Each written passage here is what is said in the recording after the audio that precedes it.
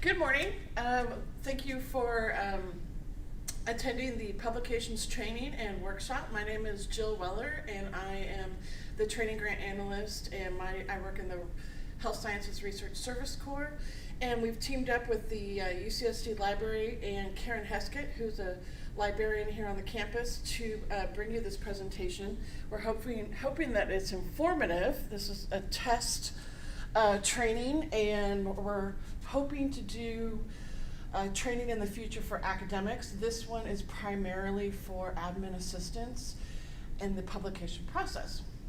So I'll go ahead and get started and show you the presentation outline, do some purpose and objectives, publication, some overviews, statistics at UCSD. Karen will then talk about the scientific literature landscape, the NIH public access policy, and then we have a couple demonstrations on submission methods, which is A, B, C, and D. We have tools for managing the publications, which is your My NCBI and My Bibliography. And then the last demo I will be doing, which is the NIH progress reports and how publications are reported in the RPPR. And then we'll go over some resources, and we'll show you the website where all this will be posted in the future. So, the purpose of today's workshop is to educate research administrations on how to provide support, support to your researchers regarding publications. So that could be not just your PI, but it could be postdocs, it could be project scientists, anyone that's working in the lab that's doing a publication. So I'd like to use this little visual here. We're doing research here, which hopefully we are publishing that research, and then part of the whole NIH public access policy, it has to go out to the world and has to be open access. So hopefully here at UCSD we are changing the world. Some more of our goals and objectives today. Something that's not on here. The biggest goal is to know the resources on campus. I think that's half the battle when you are trying to figure something out and you don't know who to contact. And Karen is the best resource for this, so we just want you to know her name and have her on speed dial. Hope she appreciates that.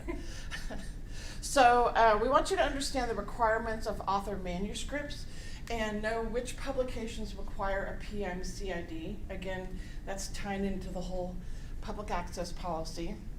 And then we want to review the My NCBI and My Bibliography and how to manage compliance in your My NCBI for your ERA Commons and your RPPR. So a lot of information to take in, but that's why we have this video and we have the PowerPoint online, so you can come back and refer to things. I thought this was an interesting quote. If I have seen further, it is by standing on the shoulders of giants. I thought that was a good forward-thinking, knowledge is power type of quote. So that's basically what we're doing, right? We're advancing science and to improve human health. So I wanted to go over and look at the big picture at UCSD. So how many journal articles were published in 2016 by UCSD authors? And it's about 8,000, and that's just from one database. So we know that there's more than that. And this is just journal articles. This doesn't include chapters in books, and it doesn't include books. So it gets even larger. So if you can imagine, we're just one institution putting out, say, 10,000 a year. Can you imagine all the institutions in the world? So this is a pretty big topic that will touch your working desk all the time. So on average, if you're working for a very active PI or a very active lab, they're doing about 20 to 30 papers per year. An emeritus PI, obviously a lot less, but they still try to do several per year. And then your newer investigators, these are the ones you're trying to train up, right? And set them to be doing trying to train them to be doing administrative stuff correctly so they don't get into any bad habits. So these folks are doing about 5 to 10 per year. So you could see the variance between the active and the newer investigators. And so we didn't include postdocs in here or project scientists. So this number is obviously could only grow. So I'm going to go ahead and introduce Karen. She's the subject matter expert and the instructional librarian for the biomedical library and the Geisel library. And she could probably introduce herself better than me. Great. Well, I'm glad to be here, and I'll just echo real quickly something Jill said, and that is if you do have questions on this process, please don't hesitate to contact me. All right, so let's take a look at the scientific literature landscape. Basically, this is to make sure that we're all on the same page about what we mean by certain things. So publications. Scientific results, knowledge are presented and shared to others in the world. Your typical scientific publications would be things like patents, books, presentations at conferences, the proceedings from those conferences, policy briefs, and then this mixed bag of articles, papers, or manuscripts, which is the focus of today's presentation. So what's the difference between all of those different things? And you've probably heard someone say, I just had a paper published. I have an article in this journal. Rarely will you hear the word manuscript, but that is something that we're going to deal with quite a bit today. So I wanted to make sure that we were clear on what we're talking about. Basically, articles and papers are pretty synonymous. They'll be thrown around pretty much the same way and meaning the same thing. And articles and papers, generally written by experts in a particular subject. It is the main vehicle for scholarly communications, particularly in the sciences. It'll contain original research, original thoughts. It might be a short paper on a specific topic. It is published in a journal, sometimes called a periodical. And manuscripts. This is the final stage of the research project. It's the writing of the results, the conclusions. And this is what is submitted to the journal. It's sometimes called a preprint. And that's something you can stick in the back of your mind. It might come in handy for other topics that we're going to talk about. But the manuscript is really what NIH wants, and it wants a specific version of the manuscript, and we'll make that clear in just a minute. So just to make sure that we're all clear on what journals or periodicals are, intended to further the progress of science, it's one of those publications that are an academic tool, and quite often the items in a journal are peer-reviewed. So some of the examples, and you'll probably know these quite well, Nature, American Journal of, in this case, Hypertension, or other 100 zillion things of Journal of something, Journal of Cell Biology. So peer review, what is that? You may have heard of it as refereeing, and this is the process where when that manuscript gets submitted to the publisher, it is then sent to experts in the field, anywhere from 3 to 5, and they will give feedback to the editor on this particular article. Is it a good one? Is it one that should be rejected? Or how can it be improved? Did they have a weak argument in a certain place? Did their graphics communicate what they thought? Could they be enhanced? What did they miss? What should they have included? All of that gets wrapped up and sent back to the authors, and then the authors have a chance to revise things and resubmit that manuscript. So just to do it in sort of a pictorial way and to kind of comment on the places where you might be involved in the process, we'll use the analogy of a baseball game.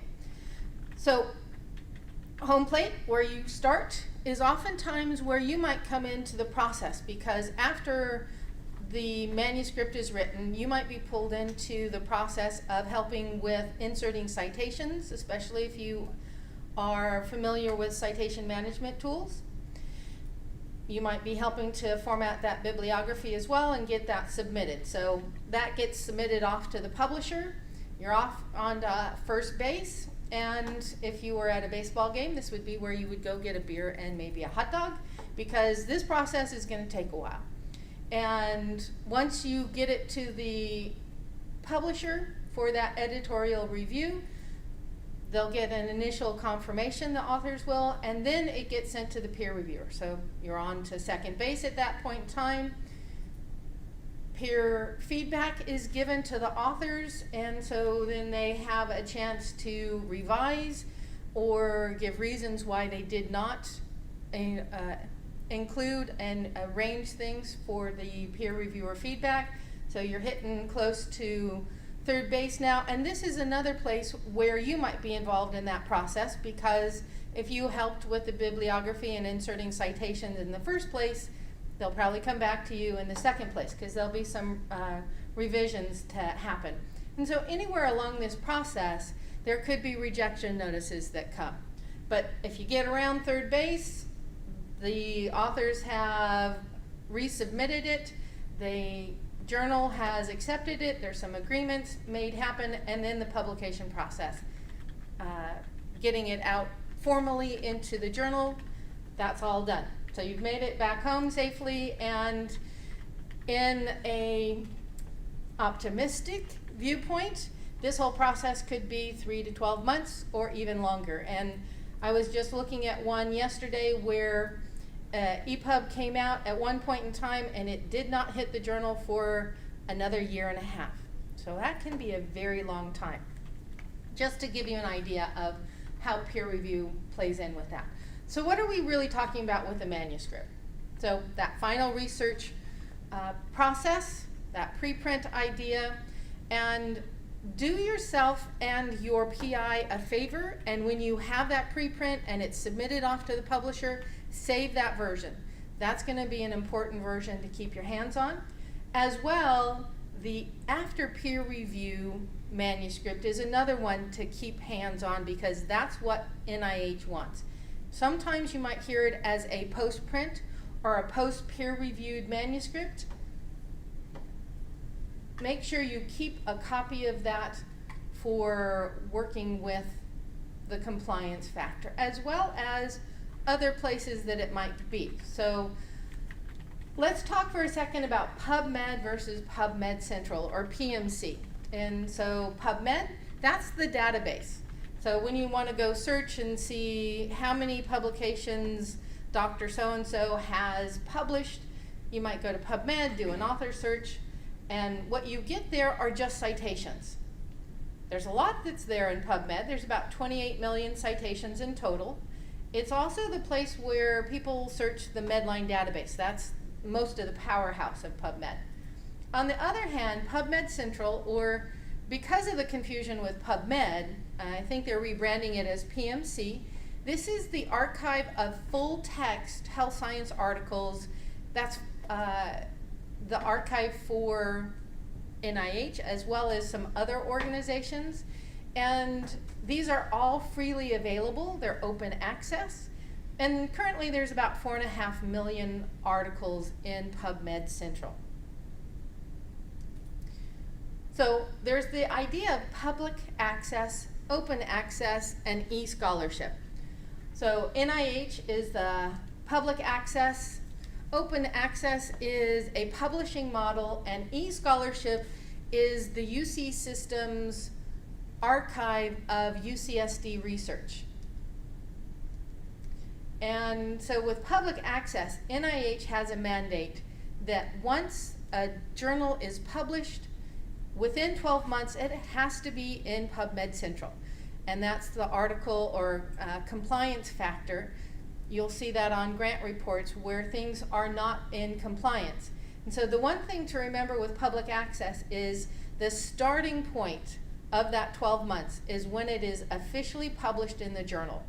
It's not when you might have seen EPUB ahead of print, that sort of thing. That's not when the clock starts ticking. It's when it actually gets formally published, and you could go to a journal and find it in a journal. As I mentioned, open access, that is unrestricted online access to scholarly research. It's a different publication model where the author pays fees for it to be open access. And those fees can actually be covered by grant publications, but you have to plan for it ahead of time. And e-scholarship, as I mentioned, is for the UC campuses. Now there's a whole big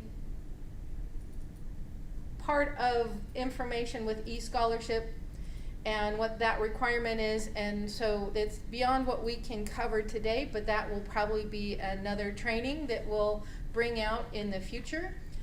But the mandate is that faculty, staff, and students who are employed by the UC system, if they publish peer-reviewed journals or peer-reviewed articles, they need to be uploaded into e-scholarship.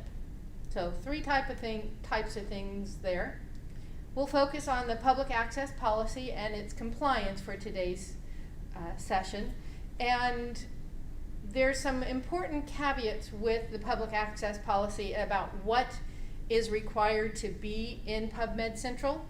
There's the link to the whole ball of wax for what they're asking for. But the reasons behind the policy is to ensure that the research funding that we have paid for through our tax dollars is made publicly available and not stuck behind paywalls with publishers.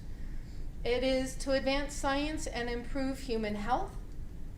And the upshot is that if things are not in compliance, it will affect future funding. Now, grants are approved based on their scientific merit, but if things are not in compliance, that can hold up the funding for grants, and that would not be a good thing. So just to make sure that we're all on board with what actually has to be put into PMC, I borrowed this from one of my colleagues at Michigan. So what are we not talking about? Well, the things that do not go into PMC are dissertations, things that are not peer-reviewed, and things that are not NIH research. And I'll put a little caveat on that. Our handout for the FAQs will give you a little bit of information about the additional organizations, government organizations that are, or that have within the last 3 years bought into putting things into PubMed Central. So I'll comment on those in a little bit. So this little graphic hopefully will help explain things. So if you've written the article and the answer is yes, the article is in compliance, you've got a PMC ID number, you're great, you're done. That's all you have to worry about. If the answer is no, do you have a PMC ID number, or you don't know, then let's look at the box that's down here. So there's 3 pillars that we have to think about. First one is the article peer-reviewed?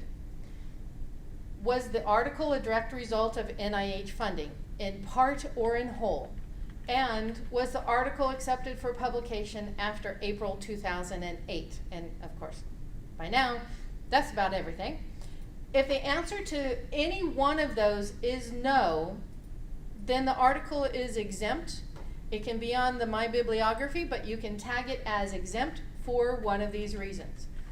If the answer is yes to all 3 of those, then you have to put that manuscript into PMC. So just another graphic about what we're talking about as far as what the author manuscript is. There could be some miscommunication and misunderstanding about this.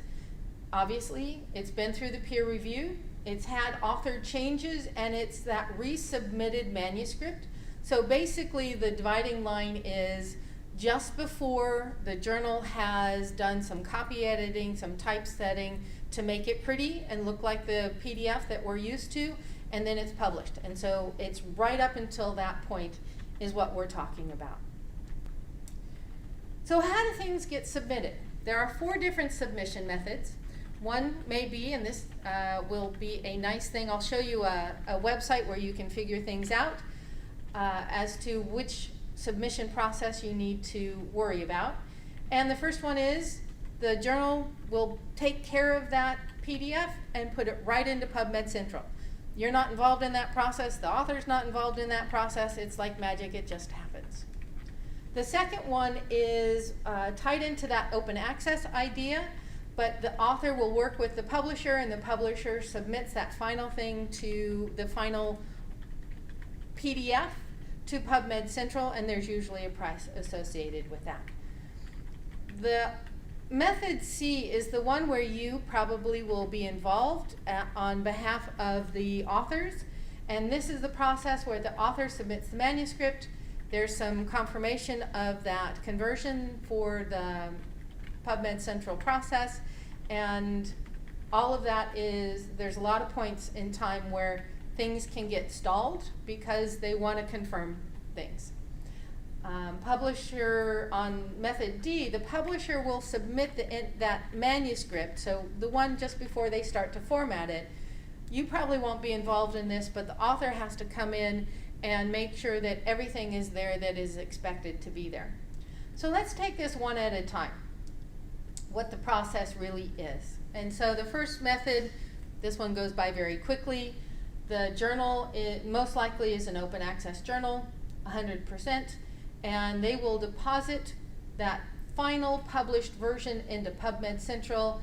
The article is compliant, it's in PubMed Central, and woohoo, everything's done.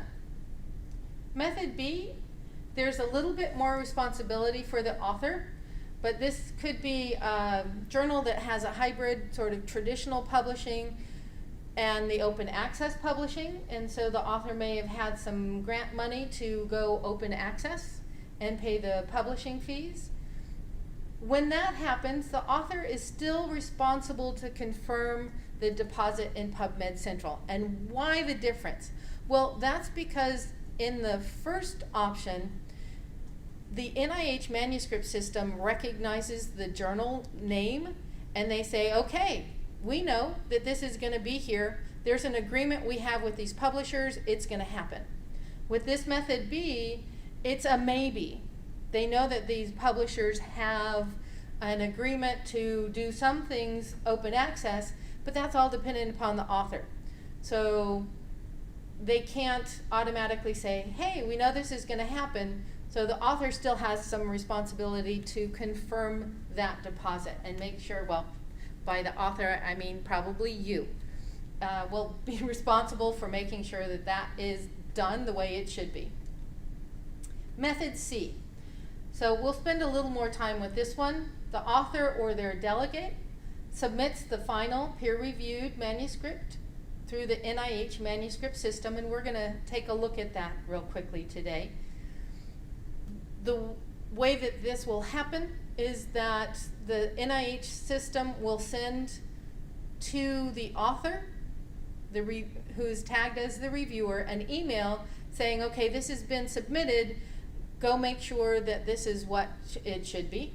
So that's their responsibility. Then there's a conversion process that will happen, and the author will, or the reviewer, will have to go back in and make sure that the conversion of the manuscript to a PDF and to the PMC website is as expected, including the supplemental material, and then it gets into PubMed Central. So for those who like a little graphical representation, I really like this. It sort of helps me think about the process and where things might get stalled. And so I encourage you to sort of take a few minutes to look at this. You can see where the initial approval has to happen. There's a conversion process. Then that author the reviewer has to come in for that final approval. And then that's where the PMC ID number gets assigned, and it's available in PubMed Central. So just a few things to help you sort of visualize that process. So the last one is somewhat similar to method C. It's all about the NIH manuscript system, except that you're probably not going to be involved in this one because the journal does the initial deposit. Just like with C, the author reviewer has to go in and approve that submission. The conversion happens, the author gets emailed again, go make sure it's formatted exactly as you want it, and then it gets into PubMed Central. So this is just an image of all of those options together. And just to clarify, method B really should be a PDF and not my little text one. Forgot to change that, but that's what that is. And so for those who like numbers, found this little chart that NIH made available, and you can see a big jump in 2013. And at first we were wondering what that was all about, and that's when the other funders, so Health and Human Services, CDC, the VA, FDA, and probably about 6 other organizations, Howard Hughes Medical Institute I think is another one, they came out in alignment with the NIH mandate, and their funded research needs to be deposited into PubMed Central. And so that's why the jump and just the sustained growth of PubMed Central. So this is the number of manuscripts submitted through the NIH manuscript system, so method C and D, so not the other 2 methods, but method C and D, by month over, well, last 12 years it looks like. So this may be a term that's a little bit new for people. What is an embargo? Well, this is something that's important, and you'll see it when you do the NIH manuscript submission method C. The embargo is a delay between when the article is published and when its full text version can be made freely available in PubMed Central. For NIH research, that can be no longer than 12 months. And so when you go in to deposit a manuscript, you can set that embargo period. And just remember, the time clock that we're looking at is when the article is published formally and officially in that journal. So you can set that embargo period when you're depositing the manuscript. So we're going to do a demonstration of this website, and that's one of the ways that you can know how or which method is going to be needed. So we're going to take a look at these 3 different journals and see where they come up in the process. All right, so this is starting with submission method A, and it will allow you to search for the journal because, as you can see, this is a rather long list.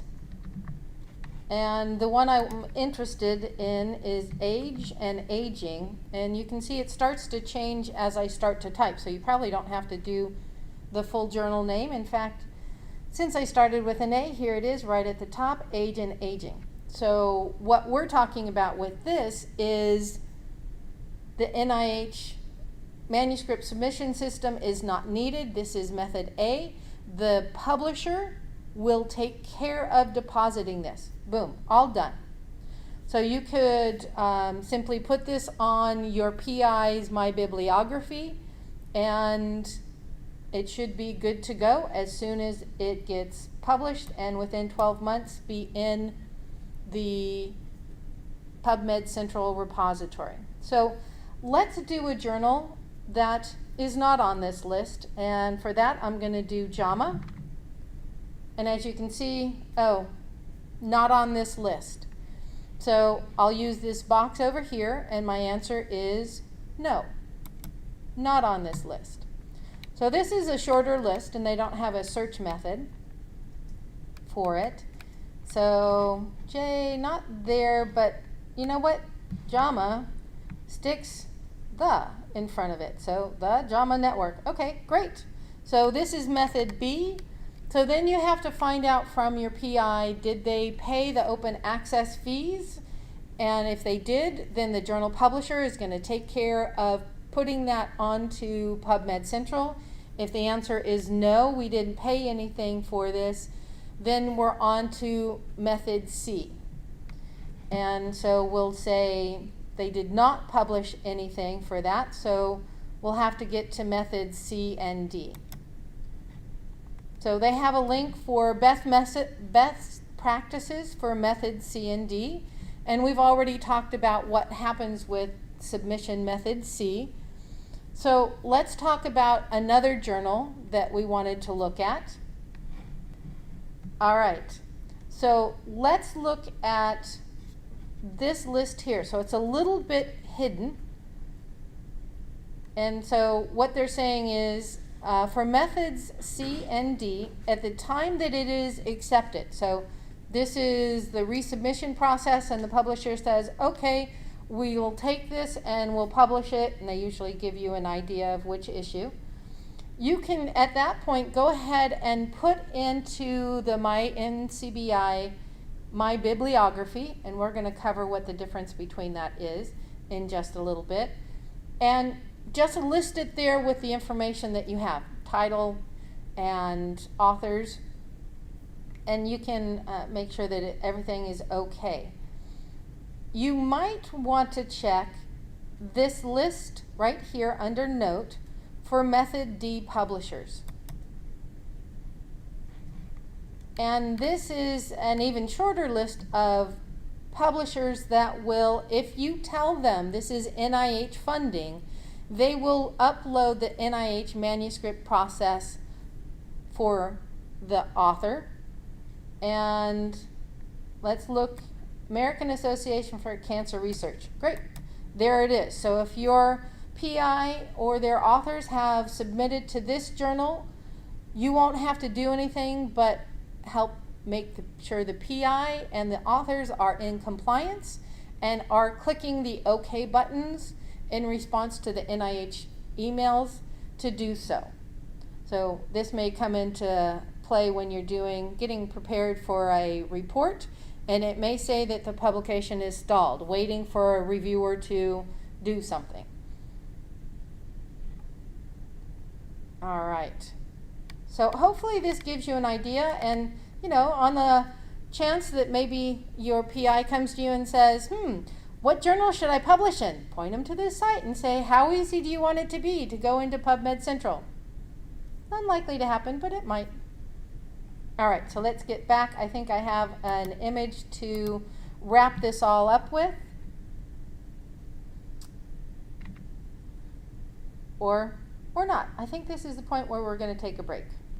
All right, so let's talk for a little bit about the managing publications with My NCBI. So some of you will have an account, some of you will be using your PI's account, and that's fine. Your PI can set you up as a delegate both in My NCBI as well as in the ERA Commons. But in reality, I know quite a few of you just use their login information. So what is My NCBI? Well, let's sort of back up and go with NCBI. What is NCBI? It's the National Center for Biotechnology Information, which is a huge collection of many databases, everything from genes to biotechnology to biomedicine. So biomedicine, think PubMed, and along with that is the fact that PubMed and PMC are just two of the resources that are there. So you don't have to worry about the other 43. We're going to focus on just two. And within NCBI, you can reserve space through the National Library of Medicine, which is sort of the overarching group for NCBI, and overarching in National Library of Medicine is NIH, just to kind of give you some context with that. And the My NCBI space has sort of two purposes. It can help with the publication process, and it also helps with customizing PubMed. So saving searches, turning them into alerts, creating special collections of information. That's all things that can be specially customized in PubMed. Beyond what we're going to talk about today, that's our PubMed classes. So we can talk about that at another time. But these all can be linked. So you can go from a My NCBI account, it is linked to the National Institutes of Health, and it can also be tied into your ERA Commons account. And Jill will be showing a little bit more of that aspect of things, but just a common question that people ask is, how do you tie them together? And that's basically, when you first sign into ERA Commons, you can link your My NCBI account right there. automatically, and so quite often if you're using a PI's account, it's probably already done, that linking. Just a couple of quick comments about identification numbers, because you may have heard of PMID, PubMed ID, there's a PMC ID. So what's the difference? PMID is the unique number assigned to PubMed items, and again, PubMed's the database. It's just the citation information that gets put into PubMed. A PMC ID number is what the goal of the NIH manuscript submission system is all about. You want that PMC ID number for the grants, and that number gets assigned once an item is accepted for display into PMC. So again, the difference, the PMC ID, that's your full text papers. The PMID links to the citation or the abstract in PubMed. So how do we combine the two of these? So if we go from the MyNCBI tool to MyBibliography, that's a centralized place where individual citations can be accessed, exported, even shared. It is the place to put things that have grant funding if you've got a PI who does that. It's also a place where not only the journal articles can be included, but everything else. So if your PI wants an online space with all of their bibliography stuff in it, that can be something that MyBibliography serves. It is NIH's way to manage grant publications. And there are 3 different ways that the MyBibliography can be populated. It can be done from PubMed. It can be searched from MyBibliography to PubMed. But realize that not everything that is published is going to be in PubMed. So there may be times when you need to manually enter the information, which is great if you have just 1 or 2 things that need to be added, or you're entering that initial manuscript process. You'll have to use the manual feature before it's, and you can do this within the first 3 months after an article has been submitted. And then there's the bulk upload process, which is great if you're coming back into someone's MyBibliography and there's a lot of articles to add. If they have them already in a citation management program, so things like Mendeley or EndNote, you can upload 20, 30, 100 more citations into MyBibliography, and then you can start to work from there. If you are signing in through the ERA Commons, you will have something that when I do a demonstration in a minute, I can't show you because I'm not a grant person and I don't have an ERA Commons account. But once you do that linking process and sign in from ERA Commons, you'll be able to tag each one of the individual journal citations with information about the grants that they're affiliated with. And some articles may be affiliated with more than 1 grant. All right, so why is MyBibliography important? Well, the citations that are entered into MyBibliography are also feeding into some of the progress reports. And some of those reports don't let you add citations to the report themselves. The report is pulling specifically from MyBibliography. So if you want newer publications to appear in the progress report, it has to be in MyBibliography. So that's why you have to keep that MyBibliography up to date for your PI.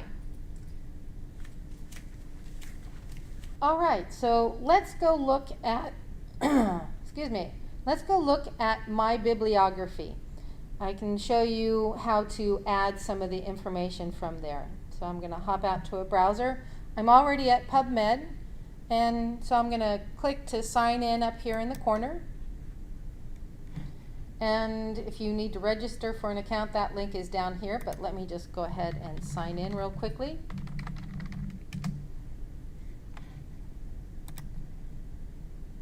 And now that I'm signed in, I have to use MyNCBI to get back to it. There we go. So I have nothing in MyBibliography. It's nice and blank, so I'm going to go search PubMed, and I'm going to just do an author search, typical author search. And I will grab this first one that's come up here, and I'll use this send to option right here, and we'll send it to my bibliography. And confirm that. There'll be one more step. It'll let me choose my bibliography or other citations. And the difference between these two are that they're pretty much the same. If you look at them, they'll look very, very much the same. The philosophy is this allows the My Bibliography to be dedicated for the articles that your PI, your researcher, has actually authored. The other citations business is for those author-affiliated articles that the PI is not on as an author, but still are grant funded, and you can keep a collection of those so that they can be used in the research reports, but not pollute someone's My Bibliography for things that they have not worked on themselves. So for this, I'm going to leave it My Bibliography and click Save. And now when I go to My NCBI, there's my one item that's there. So let me click on Manage My Bibliography. And once I'm here, I have this Add from PubMed button, and I've used it a little bit, and I'm not overly wowed with its search capability, but it is handy for a quick author search. So I'll do a different type of author search using full name, so PubMed's good for that. And let's see what else it finds. So it recognizes the one that's already in there, so it's grayed out. But then there's another one that I could add. So I'll click on that and add that to my bibliography. So this time it worked perfectly. I've got my items there, so I'll close this, and there it is. Woohoo! All done. All right, so there's a few more that I can add. So I know I have one that I can enter, so clinical trials.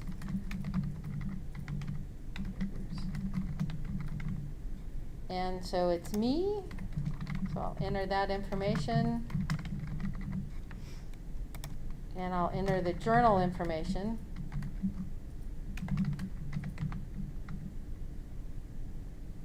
Journal of Consumer Health on the Internet, that's the journal. So that's the minimum information that I have to enter. I don't have to enter the other stuff, and so I don't remember it offhand, so I'll go ahead and add that citation. So if you were, I missed one, year. Let's see, I think this was 2004. All right, so there I have that entered, and I have a little pencil tool here, so that just signifies to the system and to me that this is not drawn directly from PubMed. It's actually one of the other processes, either through an uploaded file or manually, and that means you can update it. These don't have the pencil tool. I cannot edit them or change them. All right, so let's try this time to upload a file. So I'll click on this button here, upload a file.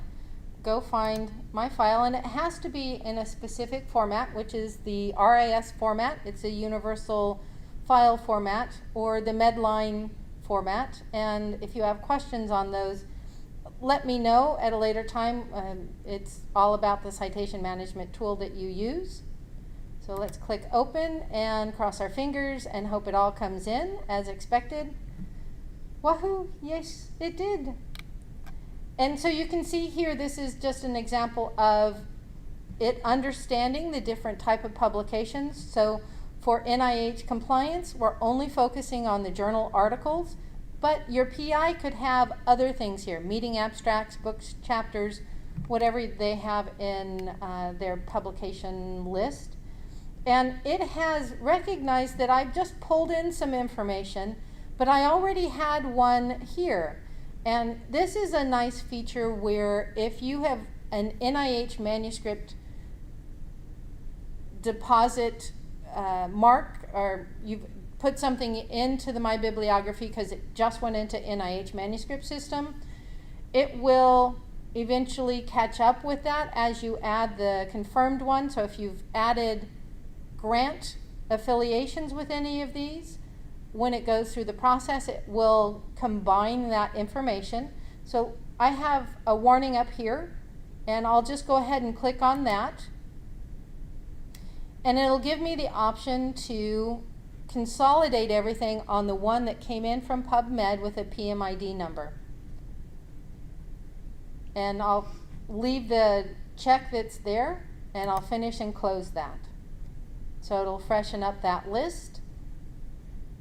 It also brought in one, so while I said PubMed kind of recognizes things, it doesn't always if it's not from PubMed or using the PMID number. So I've got these two duplicate ones. So one of these I entered manually, and one is more fully filled out from the import process. So I'm just going to select number 4 and delete it and clean up that list. Now, one of the things I can do if I find in a My Bibliography citations from another author, not quite the case in this case, but let me show you. I'll select number 5 and I will move it, and it'll automatically know that you're trying to move it to the other citations. So it'll clean up that list. So now my bibliography has just the journal articles and other items that I want in there. And if I click on My NCBI and come down to collections, my other citations are right here. Maybe it'll come up. There we go. So I have a couple of things in here, not quite true, but if this were written by somebody else, you can see it looks very much like My Bibliography, and will be a place to keep track of those things that are not your PI's direct work, but is related to their grant. All right, so those are the 3 ways that things can get into PubMed or into My Bibliography in My NCBI. And this is just to kind of give you the big picture of what's happening. So we'll start at the bottom. We've talked about the NIH Public Access Manuscript Submission System. So over on, I guess it depends on how you're looking at it, but over on my left, manuscript is submitted through either method C or D, gets converted to full text and put into PubMed Central. On the opposite side, we've got the publishers coming in with method A and B. That all gets fed into PubMed. So anything that is in PubMed Central, it will also be listed in PubMed. Now, My Bibliography comes in, it keeps track of things for the NIH compliance. It's reading from PubMed. PubMed is feeding it. It can also connect with PubMed Central. Then we've got the ERA Commons, where you're associating grants with publications so that you can do the research reports. All feeds into NIH, which is all about the money, and this all starts with the mandate in 2008 for the NIH Public Access Policy. So I think we're going to switch now to Jill and have her talk about a few other things like the NIH Progress Report. All right, so let's go ahead and tie everything together, all the information that Karen gave us. And we were just looking at the big picture, and right in the middle of that big picture, actually I'll go back, is the My NCBI, My Bibliography, and see that double arrows, it goes up to the ERA Commons, and then that feeds into the RPPR. So that's the stage we're going to talk about right now. You can see that tiny icon that says ERA. So we're not going to go through the entire RPPR. We trust that you already have learned that or learned that in another class. But this one is we're just going to cover the publications or products. So we're going to do a little, just a couple screenshots here to get an idea. We're logging in as the PI right now. We're clicking on RPPR, and then we're going to click on the applicable grant. And normally you would initiate the RPPR. In this particular case, for demonstration purposes, we've already initiated this, and we just need to click on edit.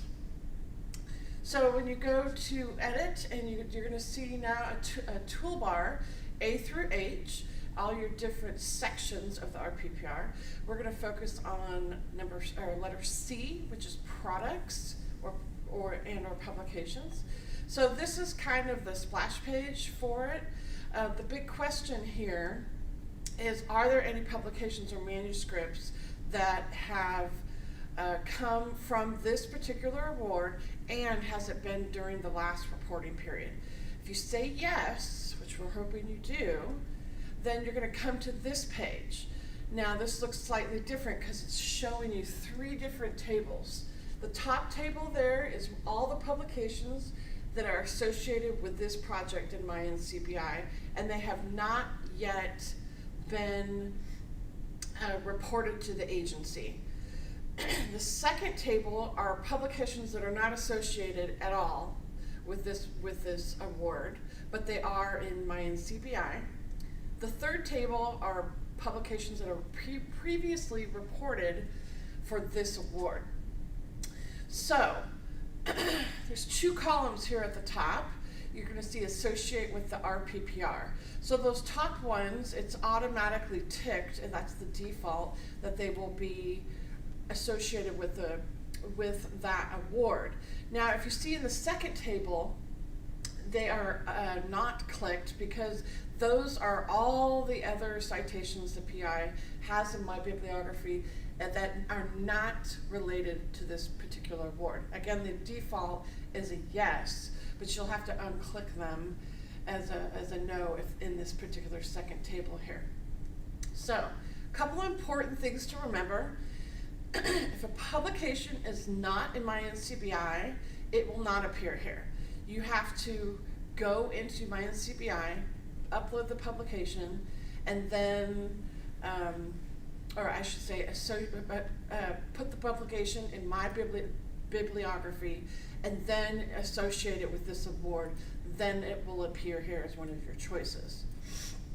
So that second section is about NIH compliance. So you can see there's all different types of statuses, and this status is pulled directly from MyNCBI. You see the top one is complete, in progress, and the last one there in the top box is non-compliant. So we're going to cover some of those non-compliant for you. While I'm pulling that up, one thing to remember about the RPPRs, I think some people forget, is an RPPR can still be submitted with non-compliant publications. However, NIH will not issue new funding until everything comes in compliant. So ultimately, your PI is responsible for the compliance, which means ultimately it's going to be the admin's responsibility. And it can take a couple weeks to get into compliance, so it's something that you need to constantly be following up on. And if you have 20 to 30 publications per year, you have publications in all different stages. So you have to really be organized and stay on top of this. So I wanted to talk about first, before we get into the demo on the compliance, is how to respond to a PRAM. Well, first of all, what is a PRAM? A PRAM is issued, it's an email, and it's sent to the PI, and it's called the Progress Report Additional Materials. And basically, if you submit that RPPR with non-compliant publications, you're going to get this automatic email. Now, the interesting thing, it's just like ERA Commons just like the NIH, I should say, to put the module right in with the grant application. So if you were logging in as the PI, you could see here the hyperlinks on the right of your options or your actions to take for this particular grant. So you can see RPPR, sometimes you might see JIT for just in time. And in this particular case, when the PI logs in, because he received that PRAM, he can click on the public access PRAM. And that is how he's going to respond. Now, you have to verify your compliance. So I have a couple of samples for you. Let me log in here.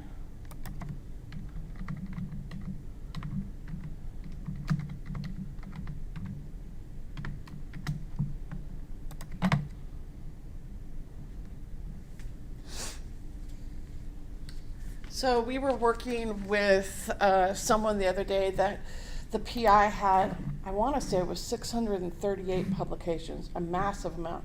In here it says 603, but I think they're missing some publications. As you can imagine, this is a very, very active PI. So we want to try to find one that is non-compliant. So, another here. So in this particular case, we see this is non-compliant. It says no PMC ID 3 months post-publication, which means it's violating the public access policy here. So if you clicked edit status, it's going to say, oh, what do you want to do here? So you have options here. What kind of action do you need to take? So in this particular case, you could click on this number, and I'm going to log in as the PI again. And you'll see here up at the top where the status is, and it says awaiting reviewer's final approval. So this particular PI is not the first author on this, and so this person needs to kind of review the final manuscript and give her blessing on it, and then it can be sent to PMC. Get a PMC ID number? It depends upon where it's stalled in the process. I think this was the initial approval, so it'll go, after she clicks OK, it'll go to the conversion process, and then there'll be another email for the final review, and then it gets the PMC ID and into PubMed Central. Okay. Thanks for chiming in, Karen. We had so many non-compliant publications, and we were doing so many different ones. I think I got confused. Plus, this is our third time doing this. So when we were doing this live, we actually corrected some right there, and now we can no longer use them as examples. So another one here, you can see this one is missing the PMC ID. So I'm going to grab the PMID number, go out to PubMed, and see, well, let's see, maybe the PMC ID is out there, and we just need to update it. Nope, it's not done yet. So it's somewhere else in the process, and we'll have to do some investigating. So as you can see, it takes a while to get these particular publications in compliance, and you're going to have to do some sleuthing and some investigative work here. One thing I wanted to show you really quick, kind of a side note, you can see here there's an add or delete award. So say if the PI worked on this particular grant and is associating this publication with this award, but there's another award, so you want to go ahead and add another award. So you'd hit there, and then you could click from all the different awards to associate it with, and then hit save. And then, like I was showing you before, then it would show up in the RPPR as an option to associate that publication with the RPPR, if that's the case. So You could see long list, right? The green for those are incompliant. These are in process, so you need to keep following up, making sure when they do when they do have the PMCs issued, you're updating the status. So we have another example. What number was that again? 30. 30. I thought it was 20. Okay, so you can see here this is in process 1, and it says here we need to edit the citation. Well, let's look at it here. It says in process as NIHMS. So let's click on this, and because I was already logged in, it automatically brings it up. And you're going to have a summary here, and the status says undergoing NIHMS submission review and file preparation.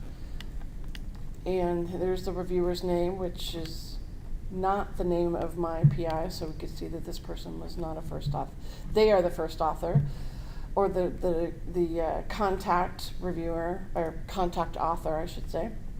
So it is asking if we could update the citation. So I think that's the other one. We're going to take the name of this,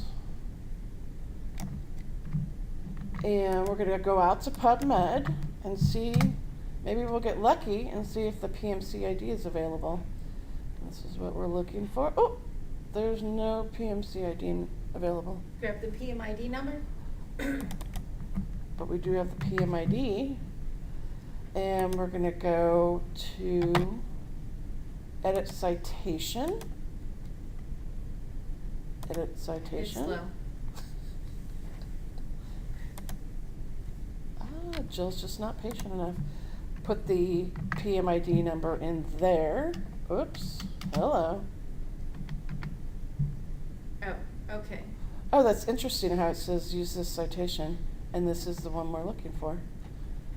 Very clever of them, right? Mm-hmm. And then hit save citation. And yes, we want to update it.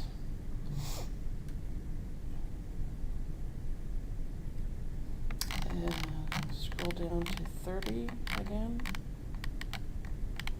Still says it's in process. It's still in process, but this is one way to go from I've entered the NIH manuscript in the manuscript submission system. I only have partial information, and now my information is done in full. And since it's in process in the manuscript submission system, it will eventually get that information all together. Cool. So, so many moving parts to this, I tell you. Yeah. So, okay, awesome. All right. Thank you. So the last thing I want to go into, the question I think we get a lot, is can an admin be added on as a delegate? And yes, so if the PI logs in, and I usually recommend people not creating a separate ERA Commons login or NCBI My Bibliography login. It's just too many logins to remember. So when you log in, and I'll actually sign the PI out here. So if you go ahead and hit ERA Commons, and just log in with, oh, it doesn't like to sign me out. It's automatically signing me in, so. Yeah, ERA Commons. It's very funny like that. It's not a perfect memory. system. It has that memory It has, for yeah, a it's while. interesting. So, well, what I'm trying to say is use your ERA Commons to log into my NCBI, then everything automatically based on that user identification name, the username, everything links together. It's much easier. There is a way that the PI can add a delegate, so you just put in the email address and hit OK, and that person will be added as a delegate, and they can add things to the My Bibliography. If you wanted to change your login for some reason, you could come in here and go to NIH ERA Commons and click that. We're in a live environment, so I don't want to screw anything up too much, which I just did, but she already had it that way, so good job, Jill. So, but just to give you a heads up, that is where the account settings are. That question does come up quite a bit. I know from experience, I had a MyNCBI login, and I just trashed that one, and now I just log in with my ERA Commons. It keeps things simple. Again, this is, everybody has a different way of doing things. Some people, and I should say some admins, log in as their PIs, some log in as themselves. It's all about what the norm is in your department. So let's get out of here. Well, nope, don't want to restart yet. So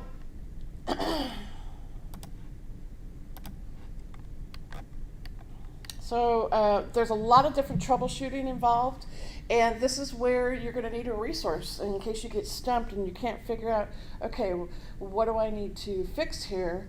There are some quirks in the system. I think putting this training together, I think Karen and I realized NIH is funny, and I think as we all know, so sometimes there's going to be quirky things that happen. A publication may not show up right away, it may take a couple days. So, give Karen or I a call, and we can hopefully help troubleshoot this with you. So, back to our RPPR and our PRAM. Once all those publications are compliant, you want to generate a MyNCBI PDF report, and then you upload that in that hyperlink in the RPPR module in ERA Commons. And then you route it to your signing official, which could be HISPO or OCGA, for submission to the NIH. Now, I know some people, because they receive this initially as an email, they want to just attach that PDF to an email and send it back to the GMS. NIH does not like that. They prefer you to use the ERA Commons.